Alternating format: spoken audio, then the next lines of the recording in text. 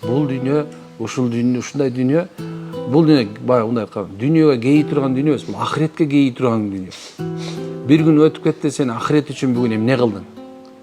Ахиретиң үчүн бүгүн эмне кылдың? Ахиретиң үчүн намазың окудуңбу бүгүн? Ахирет үчүн зикириңди кылдыңбы? Бир адамга жок деле жакшы жолду көрсөтүп, боякка барсаң мечит экен деп көрсөтүп койдуңбу? Бүгүнкү күндө өзүңдүн балаңа бүгүн кичине болсо да алиф деген тамганы үйрөттүңбү?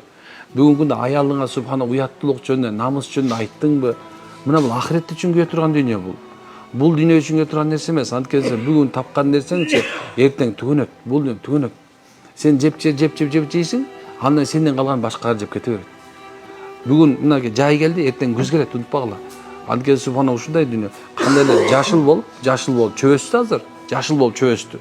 Эртең ал куурай турган күн келет. Куурабай койбойт эч нерсе. Ошондой эле бүгүн жашсың, эртең карыбай койбойсуң. Бүгүн кардың, сен эртең өлбөй койбойсуң. Ушундай. Дүйнө ушундай. Ошол себептен бизге ар бирибизге субхана Алла Таала жакшылыктын жарчысы болуп, жакшы жарчысы болуп, адамдарга жакшылыкка жеткизүүнү бизге буйруган.